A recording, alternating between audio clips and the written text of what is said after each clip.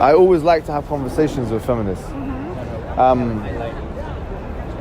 Tell me what you mean by what you consider feminism in your mind.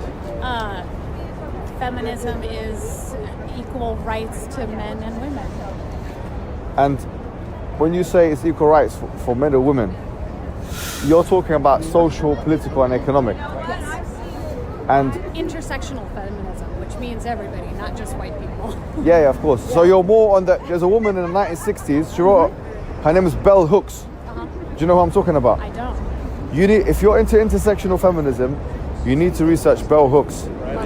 Okay, because she is one of the leading. Yeah. She's actually, I think she's still alive, but she has written many works on this topic. Because, as you know, feminism in the beginning, in first wave times, was a racist. Yes.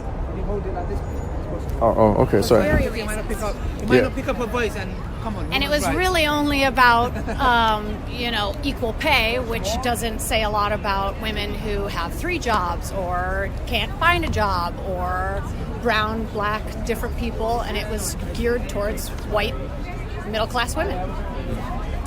Yeah, not only that, but in first wave feminism, you have people like Emily Stanton and Rebecca Latimer, who I think she was the first senator in this country to become a woman senator, and she openly in her works, I've read in primary source materials, that she was calling for the lynching of black people at the time. And the reason why is her argument for women's universal suffrage at that time was that we should not allow black people to get the vote before us, white women. Yeah. Now, We're still struggling with nonsense like that right now. Right, you see. Now, one of the issues I have with feminism is this, and I think this carries on until this day, and I'll tell you what I mean by this, right? The feministic narrative seems to suggest that there has been a systematic oppression of women by men. Sure. Do you accept that, yeah? Sure. So almost every work that I've read, in terms of feminist literature, has this narrative, this meta-narrative, if you like, yeah?